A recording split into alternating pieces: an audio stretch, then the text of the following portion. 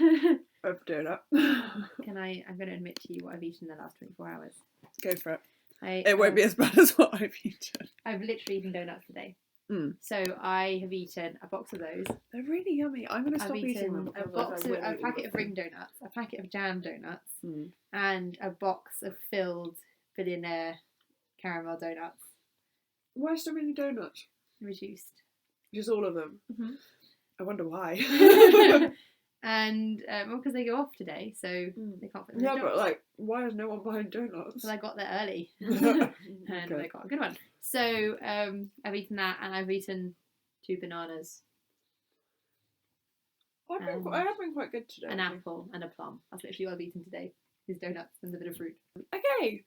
Hello everyone. Welcome to another episode of the Pony Podcast with Tess and Alex. Hi.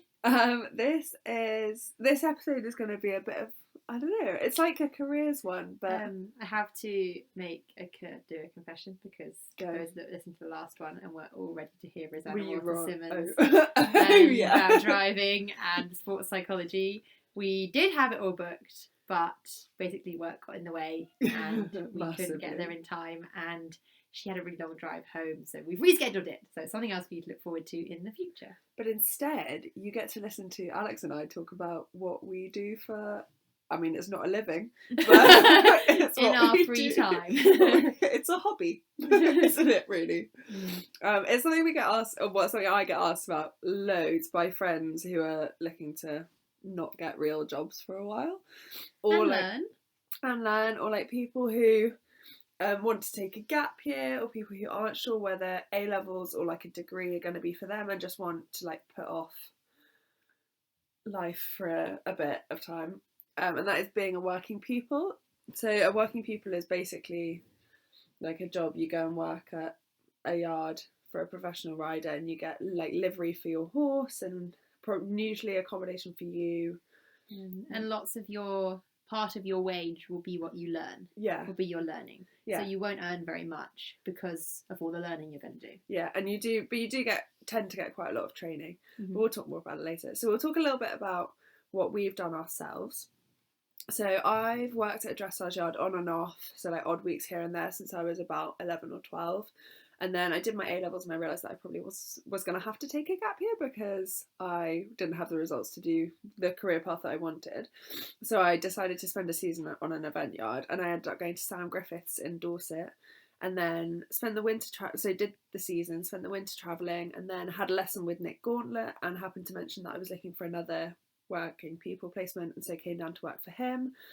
And then I work rode for Ginny Howe while I was at uni, and I've just graduated. And because I've got like a few big competitions that I want to work towards this year, I've decided to actually commit to eventing for one season. So I'm now at Harry Meads. So I slightly different working people experience. I've not done quite as much as Tess.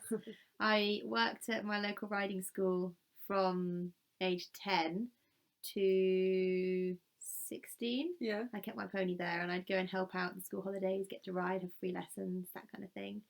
And I'd always planned on taking a gap year after my A-levels because my birthday's the end of August. Yeah. So it was like I could have a year doing whatever, having a gap year, and it would not make any difference. I'd be the same age as people who had September birthdays starting uni. So I ended up being a working pupil for a year at an RDA centre near me.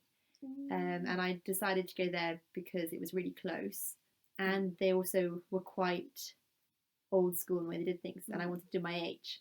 So I knew they would give me the right training to pass. Did you find it really different to here, like working with RDA ponies and stuff? Yes. Okay. Well, there's a lot less fitness work, and the food was different, and it was just a completely different setup, but it definitely was good to look after horses that aren't just event horses. And then I went to uni and did some bits and bobs while I was there. And then did your masters. And then I did my masters. Then I finished my masters, and my masters was in oil and gas, and there were no jobs in oil and gas. And that's literally I can't believe there are no jobs. That's literally what my mum does. Well, when I graduated, the oil price was really low. And so it was really hard to get jobs if you had no experience. Yeah. You were just coming out of uni, because the grad schemes weren't taking in very many, and you had to be like top of the class to get your job or go abroad. And I was like, I've got a horse. Yeah. I don't really want to go abroad. And so I was like, well, I'll just take a year. And I always wanted to be a working pupil for someone. And then I got chatting to you at area show jumping, and you were like, go to Nick Gardner. He does loads of teaching. He'll be really good. And I was like, cool. So I went. I've got so many. I've sent so many people to him. Basically, I'm still here as sort of a working pupil now. So, what made you decide to go and be a working pupil? Well, firstly, I needed a job. That was the thing. My first time round, it was like, well, I've got a gap year. I need to earn some money. Yeah. What am I going to do? And they advertised the job in our local tack shop. And I was like, I know them really well. I volunteered for them. Yeah. I know who they are. It's down the road. I can ride my horses. It's only for half the day. Yeah. And I went there. And then second time round, it was I really wanted to be on a bigger yard. So if I ever set up my own yard, I'd know how to run it. And also I wanted to get more training. Do you want to do that? Would you want to set up your own yard? Yeah. Really? Oh, I can't imagine anything worse. Oh, I'd love to have a yard and do all the feed. Well, no, I'd love to have a yard and have it as more like a training centre. Oh yeah. So people could come for lessons, or if people were training towards tests, they could come down and I could have days, study days and things. A friend of mine who I bought Piglet, who has literally just set that, or is trying to set that up in Ireland. That's what she's doing at the moment. So why did you decide to be working people? Well, I didn't get very good results in my it got to about January of my A-level year, and I realised things were probably going to go south. And I was like, right, you can't just go home and tell mum that you're going to do really badly. You have to have a plan. So you have to go home and be like, I don't think I've done as well as I want to do, but here's what I'm going to do. So I was like, I emailed William Fox Pitt, but he didn't have space. And he suggested going to Sam, and a lot of Sam's owners live around us. So I was like, great, I'll go and work for him, that's fine. So I emailed him and went. And then I finished at the end of the season, spent this winter doing a bit of travelling, gap year stuff, and then came back and got to about March and was like, I'm really bored at home. And then was having a lesson with Nick and was like, do you know of anyone who's looking for a working pupil? And Nick was like, yeah, me. I'm the reason you've got sofas here and nice showers. Because we were having this discussion and I was like, I'm not coming if the accommodation's not nice. And Bradley came back and refitted the showers that evening. Oh my god. Everyone else was like, we'd been asking for those for months, and he did nothing about them until I'd been like, I'm not coming if it's not nice. Yeah, that's pretty much. And then this time it was just because, once I graduated, it was just because I realised, with all the competitions that I want to do this year, I needed to be fitter than I was. I needed to be, I needed my results to be better than they were, because I want to go and, I want to say it would be, top 3/4. Yeah. Being realistic, top 3/4 I'd quite like to do. Give it your best shot. Yeah. I'd like to not embarrass myself. So I was like, at least if I'm with someone training all the time, I've got some hope of that. And I'm going to be fitter because I'll be riding all the time. And again, I had a lesson with Harry. And at the end, I was like, do you know of anyone who wants a working pupil who happens to be near Nick Gauntlet's, because we're running a podcast? And he was like, yeah, I do. And I was like, sick. Okay, let's go. And that was pretty much it. What did you look for when deciding who to go to? Well, for me, it was the training aspect. That's what I looked for both times. And I knew first time round at Broadlands that they weren't particularly busy, but they'd been a riding school for years. So I knew I would get help with my position in my riding. And I knew that I would definitely get the help. But I also, because there wasn't an opportunity to bring my horse, I needed flexible enough hours I could do my horses around it. Yeah. To be honest, what you decide to go and what you look for does depend a little bit on what you're willing to sacrifice to go there. You have to make so many compromises. Because when I came here, it was like, well, I need to be able to event my horse. I need to have the time to compete. I need to be able to get on the lorry. I wanted training. So that's why I decided to come here, because I knew Nick does lots of coaching, but also doesn't have very many really top rides. He's not competing 4-star regularly, so I knew he'd have more time. He'd be around, and just a bigger yard. But I know some people, I think the funnels they don't allow you to bring a horse because they want you to focus on theirs. Yeah. So it's like, well, if you've got a horse like you wouldn't want to go there because the whole point of going would be to improve you and your horse. I mean, like the funnels is somewhere I'd really like to go for. Like, I feel like I'd want to. They're not too far from where I live, so I feel like during the summer, like I could make it. Well, I could make it work riding after work, but like I'd like to go for a couple of months just to see what it's like. Like, because I think that like this is a big yard, but I reckon the funnels is like just like what runs like a machine. I feel like my I have nothing to base that on. Would love it. I think. Yeah. Yeah. Like we do this at this time, the whole week's planned in advance, and I'd be like, oh, heaven. I would like to go. I would like to go to Donald Barmore, who does all the backing and braking, because Laura Schroeder was their like work rider in that bit, and she loved it, and I would love to go and do that. I think you learn so much backing and braking horses, which is what I loved being here. So anyway, what did you look for when you decided to go?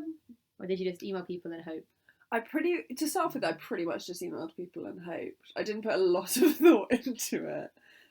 With Nick's, one of the big benefit was nobody rode here when I came, so I got all the riding and all the backing and braking. Like nobody else really did it. The head girl did a bit, but she was really good. She let me do lots of it, so I learned loads.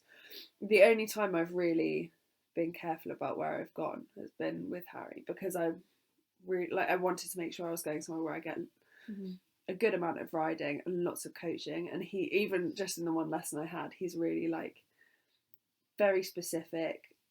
He knows exactly what he wants, like what he wants you to do, what he wants the horse to be looking like, how he wants it to be working. And it's very much not the case of like, if he's in the school, he's just like, yeah, it's good. And you're like, anything else? Like, if there's something he sees, he will tell you in great amounts of detail, which is amazing. Sometimes it's a bit like, wow, there's a lot of information, but it's really good. And my riding's come on. I mean, I've been there a month, and I can already feel a massive difference. He also has Tim Rogers, who was a junior medalist, bronze medalist. My subject is pony care, not class teams. Tim, I'm pretty sure, was a junior medalist and is a rider at the moment, and he does a lot of Harry's schooling and stuff, and he teaches a lot as well. And he's given me, I mean, I've really annoyed him this week. Well, not annoyed him, I've really pestered him this week, because we were making progress with Piglet and how she goes on the flat, and I was like, okay, so if we have a lesson every day for the next 3 days, and then every time I've seen him on the yard, I've been like, okay, so do you have time for me? Do you have time for me? And I feel like I've gone a bit too far. But it's fine, because she's going better now, so he can have a couple of days away from me. But he's been amazing, and just having the two different trainers, because they're similar riders, but they have quite different styles of coaching, and that's been so helpful. So when you were looking for your positions, you did a lot of just emailing people. Yeah. Would you say that was the best way to do it, or were there other ways you could find positions? And I mean, that's whenever people ask me like how I found the work, I'm always like, literally just like find someone you want to work for and send them an email, because generally most yards are desperate for people. Like most yards just want staff, and especially if you're interested enough to actually apply and you have dealt with horses in any way, they're happy to have you. Well, that's what I've found. If you want to see what's out there, I've heard Yard and Groom is a good place to go. They have advertisements up. If you don't want to just email people. There are Facebook groups, like there's one called like Grooms Riders Apply Here or something. Yeah, or even if you just post in the group, like, do you know anyone that's looking for working people? Twitter eventing is really good for that, because a lot of professional riders are members of it themselves, so they'll see it and message you. Well, because I did mine with Nick by email, and you've been. What sort of things did you put in your email to make you attractive to them? I said why I wanted to go and work for them. So like, I think with Sam, I said that like a couple of his owners were from around us, and a lot of people around us know him quite well. So I said that he'd come really highly recommended, and lots of people, like a couple of girls in our pony club had gone to him for work experience, and they said that they'd really like the team and stuff.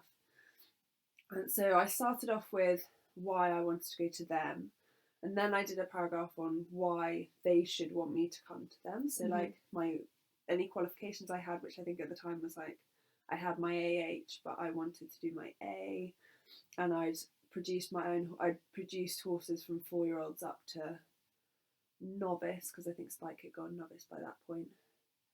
And then the last paragraph was like just practicalities. So like I want to bring a horse, like this is what my horse is like. Just stuff that would be a deal breaker. Like if they couldn't have had my horse, then it would have been I wouldn't have been able to go. But that was it. What about you? What did you put in yours? Pretty much the same, but I don't think I put anything about why I wanted to go for them. I think I was just like, I'm looking for a new position, and I just gave them like what I'd done, my experience, and what I wanted from them. Because I remember I spoke to you, and you were like, you need to be really specific and be like, I want this, this, this, and this, and if they don't meet any of your requirements, don't go. That is one thing I would say to everyone. Like, know where your line is, because you're gonna, like, whatever happens, you're gonna have to compromise on some things, but you want to know like where your backstop is, where like if I don't get this is my salary, I can't go any lower than that. And I know it can be hard if you're going and you want the job.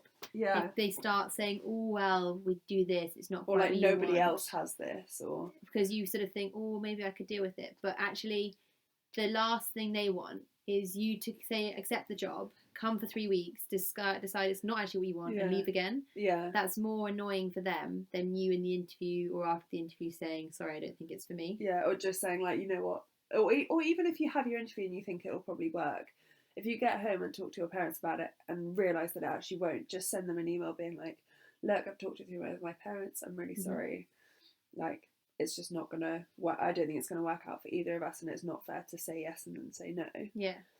Do you have any advice for anyone looking for their first placement? Just talk to people. Yeah. You can get a lot of information from people by just asking around. And don't be afraid to just email lots of different people.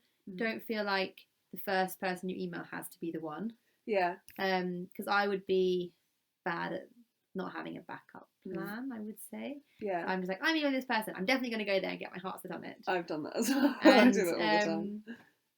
It can be quite hard if you go and it's not exactly what you want. But when you do go for an interview, it's always good to ask questions about salary, how much riding, days off, whether competing counts as a day off or a work day. It's really good to get a proper tour. So if you're staying, it's good to have a look around the accommodation, and it's good to have a look at where your horse might be stabled and find out about feed and bedding if that's included, and something else I was going to say. If possible, chat to other members of staff. That's a good thing.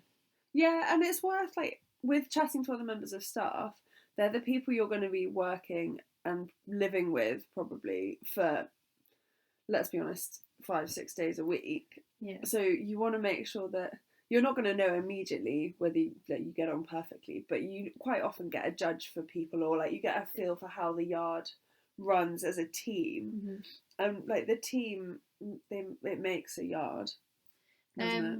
And you'll probably be asked, well, I was, to ride something. Yeah. If you're after some riding, they'll put you on a horse. Yeah. And I remember I thought I just completely mucked it up because I got on Helen, who was at the time a lovely 5-year-old. I broke Helen in. It's like one of my proudest things. Every time she does well, I'm like, oh, Helen. But she's massive, and I rode her around. I had no idea what her breeding was or anything. And I rode her what I thought was appallingly. And I'd looked at her teeth, good A test, well and I checked she was young. And I was like, Nick's like, tell me about her then. And I was like, Nick's probably like, oh my God, just get on. Very big. She's quite unbalanced and doesn't really want to go forward. But she is young, so maybe she'll get stronger. And he was like, so this is a 5-year-old actually morning that's jumped double clear around Burley Young Event Horse class. And I was like, I did not feel that. Hello. And I was there thinking, like, it looks like a shire horse. I find when I've ridden Nick's horses, he's obviously a lot stronger than I am, and to me they Long feel legs. not off the leg, and it just doesn't work for me. And then Nick gets on and it looks amazing, and I'm like, it's the legs. So it's 4-star rider versus me. There was one. So I rode Scramble a couple of times, and I don't know what she was. I think 5 or 6, and I don't know what it was, but I could not. It was like trying to get a 3-year-old to canter, like, you know, when you're like kicking and scrubbing and they won't canter and they won't canter. It was like that every time, and it was so embarrassed, and like I couldn't work out why. And then I realised that she's used to the aid being about 6 inches lower than where I was putting it on. So if I took my foot out the stirrup and put it on lower down, perfect canter transition. I just had to lower my leg down. So yeah, guys, make sure you check how tall your boss is going to be. Because if you're 6 foot, you probably don't want to go work for Rosberg. Yeah, no. And do make sure, like, it is worth asking about salary, the amount of training you're going to get, and riding opportunities. And then when you get home, send them an email just saying, just to make sure we've got everything right. Like, here's everything you said. Like, just make sure you have it in writing for both of you. Also, if you are coming to a working people position and you haven't done your A-levels, you'll probably put an apprenticeship. So it'd be good to know how much training there is towards your apprenticeship, how long the apprenticeships are, and who the provider is. Because we're with Summer House here, and she comes once a month, and we'll set assignments and watch the tasks she set before and take in work. Because that will be what you're working towards as a working pupil. Because we're in slightly different situations, that we're older working pupils. But if you're going for a whole year, and it is that, you will probably do an apprenticeship. But you can do lots of different ones. So you can do a horse care based one, or some people here have done their HGV test as their apprenticeship. Lots of different ones you can do. I didn't realise you could do your HGV as an apprenticeship. Yeah, that's really cool. Yeah, Gabby did hers. I think Kat might do hers. No, Briar's doing hers actually. Okay, it makes sense, doesn't it? And it's presumably cheaper. Yeah, because they pay for it. The dream. What's the best part about the job? It's having someone there all the time that you can ask advice. That's what I really like. I did kind of have that before, but having, like, I went to Barbary, my first 2-star, and it didn't go how I wanted in the end, but I'd walked the course my dressage day, and when I came back, I got a long time, and I was like, Nick, would you walk around the course with me? I know I've walked it, but I just want your opinion to make sure I've walked it how you would walk it. And he was like, yeah, fine. And he walked the entire 2-star course with me. Oh, bless him. And he was like, yeah, okay. And like, the number of times he's come to events with me that no one else had gone to, or I was in the class on my own, and he stayed and he's helped me warm up, and he's really tried to get there to warm me up. So please are down, our first event of the season, his dressage test was, let's say, 45 minutes, half an hour after my show jump time. And I didn't think he was going to come warm me up, because I was like, well, he's there with his stallion. Like, stallion is more important. And he came sprinting down from the lorry park to warm me up, and then went back to do his horse. And bless his little I was heart. like, okay. He's all right. He's all like, right. That was great. And also just like having, I know some people have different places at home, but to have always access to a full set of show jumps, and a flipped arena and gallops. And the horse so walker good. and like, all this stuff.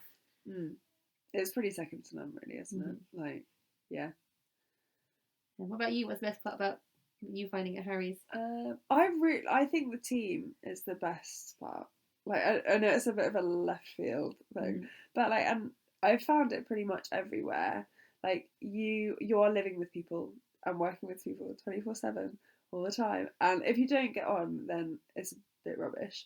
But when you do, it's just the best thing, because you're just with your mates all the time, and like, if you have a good team relationship, that makes the day better. Because you all kind of pull each other along, and you're like, come on, like joke and and even the rubbish jobs are fine. And like, we've all had those days where you wake up at 6 o'clock and you're like, oh, I just can't be bothered to do anything. And you get asked to pick out leaves from the arena. but like, because like there's always someone you can have a moan to, or like you get to the end of a horrific day and someone's like, let's just go to the pub. And like that sort of thing is just the best. Like it's just the best. Like the best thing when you turn up at the pub and you can just see the barman like, who are these people who smell like a stable? And they put you straight in the beer garden so that you don't annoy everyone else. Like that, it's just the best thing. And like when I was at Sam's the year he was at WEG. And well, the year he was at WEG, I feel like he's probably a dead set for most teams for WEG. But it was 2014, so it was the year he won badminton, and then he went to WEG.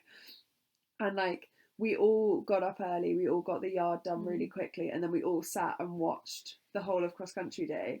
And we did that for badminton and Burley. Yeah, and just having that, like when he went clear, we all had champagne, and then like everyone was just in such a good mood to go out and do everything else. Like those things are just.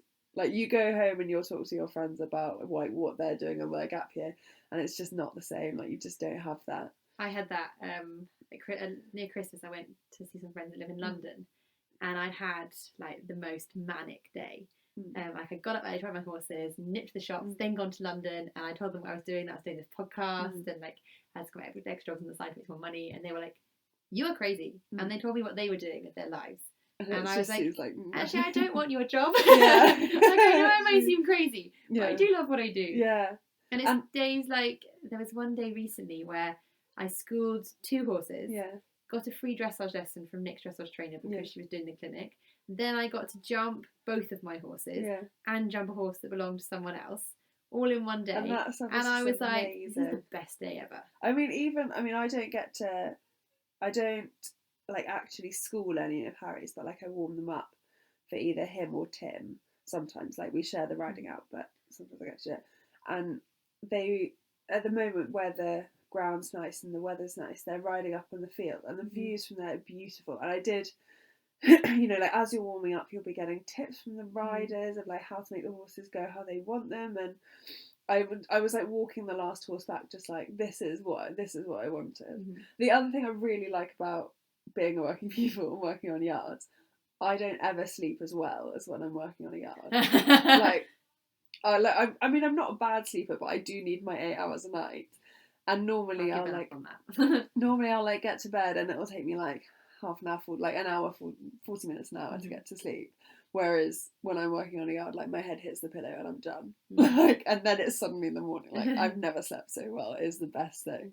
So what's the worst part about being a working pupil? I feel like we should include this for balance. Yeah, I think it's the hours. Because you might be there, you'll start work at 7 and you might finish at 5, or you might finish at 9 when the lorry gets back from a competition. And even when the lorry gets back from a competition, you've got to completely like get all the horses off, sort all the horses out, then muck out the lorry, and then like clear everything out of it and repack it for the next day. And then it's suddenly 11 o'clock and you're like, I can't be bothered to cook anything. I'm so hungry. Yeah. Is that yours as well? Yeah, they're not set hours. No. Because I've started doing, because I've been here so long and we've been having long discussions about what I'm going to do with my life, I've started doing more teaching. So I've got a pretty good deal going where I can just leave work to go and teach. Cool. Which is great. I wondered how you were fitting it all in. But it's great, but it means if I come back from teaching and we haven't finished at 5, I've got to go back to work. Yeah. And then I've got to fit my horses in. And also, I'd say the hours, because they're not set hours, it can be hard. Yeah. And that's why we struggled with Rosanna, because you were getting the I thought it was going to be fine, and then suddenly it wasn't. The times that they put him on like last in the section or something at Gatcombe, and I was suddenly like, oh, it's not going to be back till 7. Okay. Good. You also have to be prepared that if you are used to having your horse on its own at home and it's the only horse you do, you have to be prepared a little bit to let your horse go into the system. I wouldn't say compromise how much you do with your horse, but you have to be prepared that you might not get to ride your horse in work time one day or 2 days. And you have to be prepared that maybe you'll be riding sometimes after work, and that you won't get to check every single little thing every single day. Like your horse will be fine in the stable. And it'll live. Because we have had that with some working peoples, that they were like, oh, I have to do this before I ride it, and they like just disappear off, and we're like, where have they gone? They should be working, and they're like brushing all their horse off. It's like, you could do that after work. Because 2 hours is gonna be fine. Or like your horse doesn't, I mean, I know when you do your tests and everything, routine is paramount, but actually horses cope very well going out one day and maybe not getting to go out the next, or going out for an hour and coming back in, and like they live, they'll make it. Possibly also not a great part. I wouldn't say it's the worst part, because you kind of sign up for it when you go into it. It's not having very much money. What would you expect for a working pupil position? So like when someone goes for their interview, what should they expect? Like, I think you should be able to expect to live there. And have your horse there. And receive training. And get a wage of some sort. Like when I applied here, I didn't think I was going to get paid. But the longer I not tell you to demand? Yes, well, you told me to demand. I was like, demand money from him. Working pupils don't get paid. But the longer I've been around, the more I've seen it is the norm. But pretty much. I mean, there are exceptions, but pretty much everyone now pays. But the thing is, if you want to event your horse, especially as I've got one intermediate, if with that wage, you're going to be able to do your shopping. And that's about it if you want to compete. So I have an evening job. I work at a pub some nights just to like event my horse. I need to ask you whether they have any spaces actually, because I think I'm probably going to have to do that as well. Although I'm being a bit hesitant because I have got quite a lot on, and I do value my sleep really quite. Like, I'm not a nice person around to be around when I'm tired. We'll talk about that afterwards. What's one piece of advice you've been given by a rider that stuck with you, and who was it from? Oh, I was hoping you would answer this question first, because I did see it. I can if you want. Yeah, you answer it first. Okay. I think. Well, it's quite my horse specific. So I'm a big believer in stud guards because you should see the state of mine. And like, so I jumped when I bought my horse. She came straight to me at Sam's. I jumped her once, and he literally stopped me and was like, "Do not ever jump your horse without a stud guard on. Ever go and use one of mine," because I didn't have one. And it's because she's so neat in front. I mean, we tried a Fairfax stud girth, and I was like, it's fine, we'll try it, and then we'll go back, it's fine. Just the scrapes all over it, because she's so neat in front, because I've never jumped her without one. Like, they only have to hit themselves once or twice before they start being careless, and they stop snapping their feet up. So I never jump without one, and it doesn't matter what horse I'm jumping, I'm never going to jump without one. And just because, like, I've always jumped with one, but they don't here, and I thought I was crazy, but no, I would never. And I have friends who don't believe that they work, and that drives me insane, because I have my stud guard, and I know full well, because I can see the big holes in it, why I use it. And that was a really big piece of advice that Sam gave me, which I thought was like really, like, I don't know, it's just a really small thing, but it's made a lot of difference. I've remembered the one I was going to say now. I did have one in my head. Mine is not a top rider's piece of advice. Mine is like a mantra that I say to myself when I start getting nervous. Do you have a lot of them? I have many. But this is one that's like stuck with me because it's just so simple. So there's a guy. So I have done lots of student riding competitions. There's a guy that's quite well known in them, and his show jumping tip is soft hands, strong legs, ride for the mountains. Cool. I like it. And honestly, I just have to think that. And if that's all you think about, your horse will go well. Because you're not going to be pulling it. You're going to always have your leg on, and you're going to be looking up. That's all you need to do. That's so good. Gary Flynn, your mention. I didn't have that for my A test, but I was pretty much like, if you give it a kick round the corner, your kick activates the hind leg, the corner engages it, and you'll probably be all right to the fence. Because that's, all you need to get a decent stride is the hind legs underneath you, and if you kick as you go around the corner, does the job. Like, you'll be fine. And that's pretty much how I got through my A. Just every corner I was like, go, go. But it's the same thing, like, strong legs and try not to fuss in the mouth, and then you'll be grand. What's one thing you wish you'd learned sooner? Strides are not important. Yeah. Rhythm and straightness is more important than a stride. And if you look up, you will always find a good stride. Yeah. This is from a week ago, guys. This is still work in progress. You stayed on at Gatcombe. This is already better than last year. I know, I dropped my horse today. It was awesome. Amazing. You came back and I was like, please be clear, please be clear. For those of you who wonder why this is an exciting thing, I fell off a lot last season because I suffer from very bad stage fright and nerves. And you and your sisters. lovely Oh my god. Rosanna, who we were going to interview, sort of sorted me out. That's good. Mm. Good that we have a success story. What about you? I think mine is to not be. I mean, lots of people who know me will be like, I don't think you've ever been afraid to stand up for yourself ever in your life, but I have been. And don't, if something isn't working, don't be afraid to go to whoever your boss is and be like, look, like this just isn't working quite right for me. Like, is this something that we can work on, or like, is this like something that I need to just like deal with, or like, do I need to find somewhere else? And like, just not be afraid to say if something's not quite right, because quite often they don't realise that something's wrong, or they don't realise that something isn't absolutely perfect, and all you have to do is be like, you do know this, like, I was hoping that I would get something a bit more like this, and they're more than happy to help you out. Like, they, at the end of the day, top riders who you work for, they do want you to be having a good time, because they do want to make sure that you guys are all okay. I want to add something else. I know you said one thing, but something else is that I'll let it go.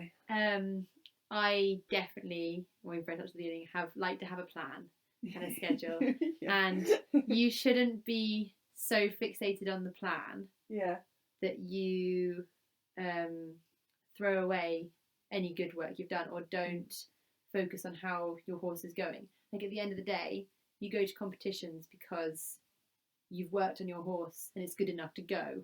You don't go to competitions because you've entered them. That's not the right way around to think about it. And there are different people out there who would be like, oh, I've entered this competition, so I have to go, or my horse is jumping this at home, so I have to go and enter. Next time I should go to novice, whereas actually you had a bad run, you should do 100. And you shouldn't see it as like oh my god, I was competing at novice all last year and now I have to go and do 100. Like, it's not like, you shouldn't see it as a step down. Like, it's just something like that you're doing to make sure that your run afterwards is even better. Although I have said, like, a lot of, when I started competing at intermediate, loads of kids in our friendly club were coming up to me and being like, oh my god, you must be really good because you're doing intermediate. And I was like, no, so many bad people compete at that level. Like, you don't have to, like, there's no box on the entry list that says you must be a good rider, that you must be a professional rider, you must have a horse that's well bred, you must have a horse that moves like Relegro.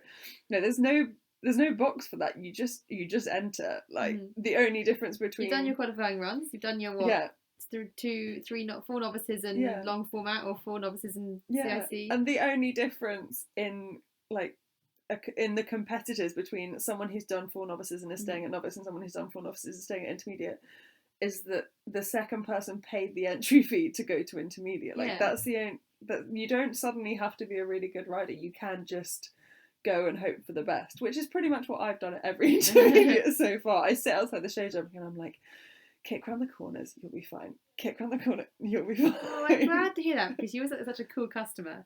And I'm there like, gonna die. I nearly cried outside Tweezledon's show jumping.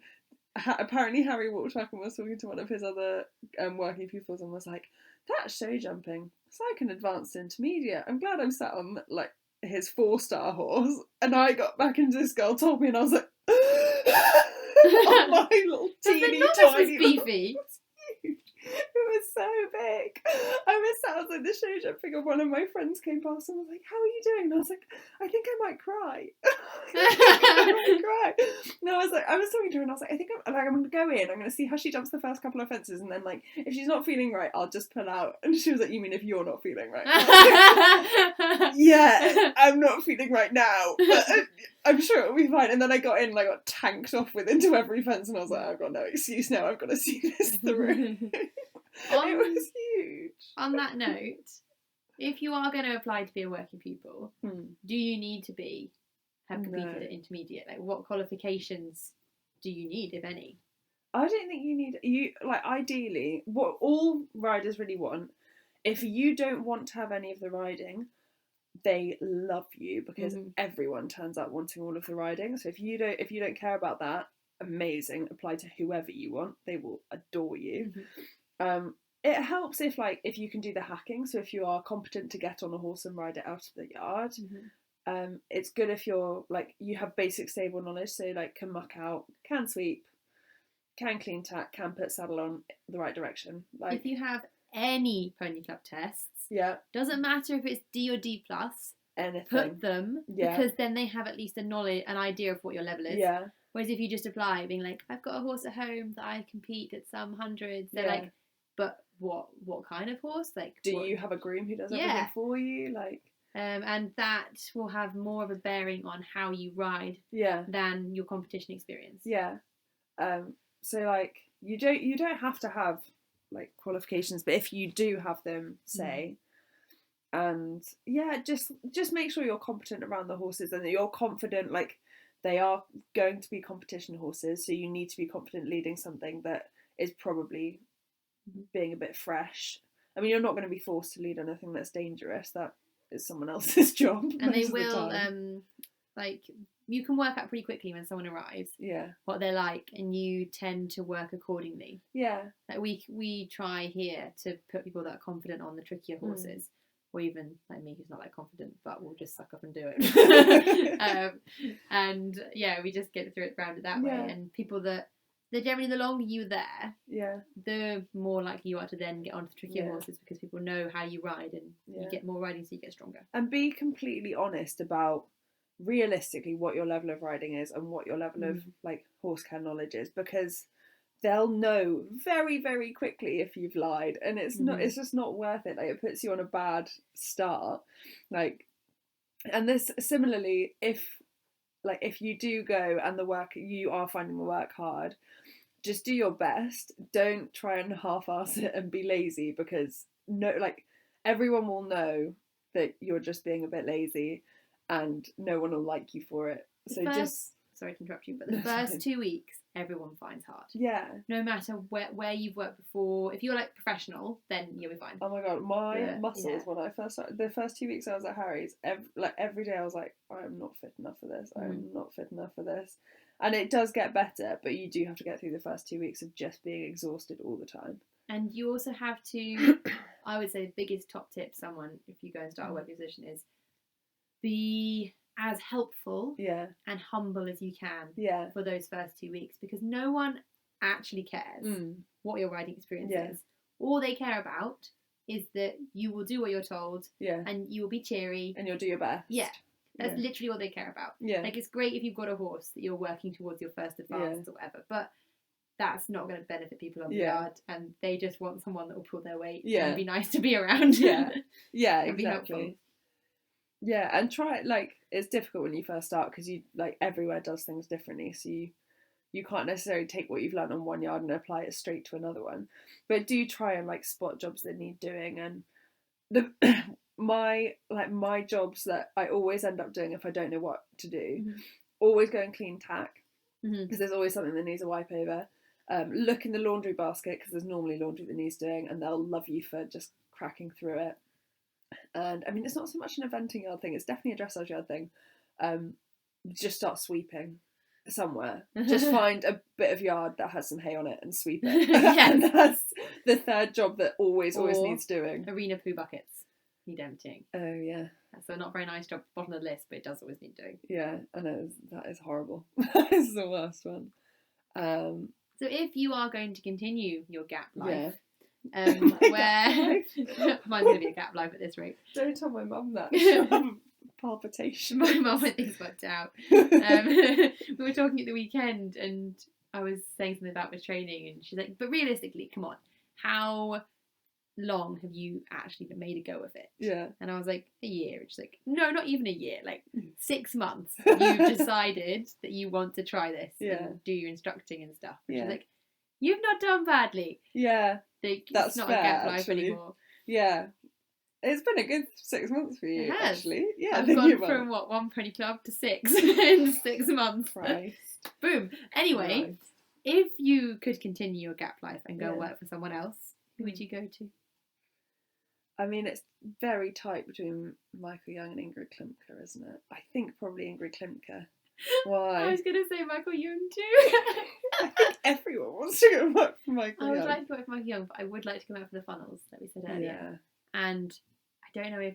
She's only in Godalming. She's not far. Oh, No, you're but- the other side of me, aren't you? Yeah. And also No Horse. Yeah. And also, I would love to work for Ros Cantor, but I feel like she's quite intense and doesn't really give out much riding.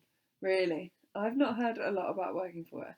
I feel like it would be good to be that close to Caroline, though. I think you'd get a lot, like, anything you didn't get from Ros, you'd get from Caroline. Mm-hmm. And that would be cool. Alex is looking so excited. I hope she's not listening to these podcasts. We're so excited. She's not going to let me come to Bellevue and watch her now. I think it would probably be Ingrid Klimke because I'd want, like, I feel like Michael does like eventing and show jumping really well, and Ingrid does eventing and dressage really well, and I think I'd prefer the extra dressage than the extra show jumping. Like, not that my show jumping definitely needs work, probably more work than my dressage, but I prefer riding dressage horses than show jump horses, to be honest. And Ingrid's demo was just like, it was only pole work, and yet 500 people, however many people were there, were like transfixed by this pole work. And I don't know how she did it, because it was just horses trotting over poles, and yet the whole time I was like, tell me everything.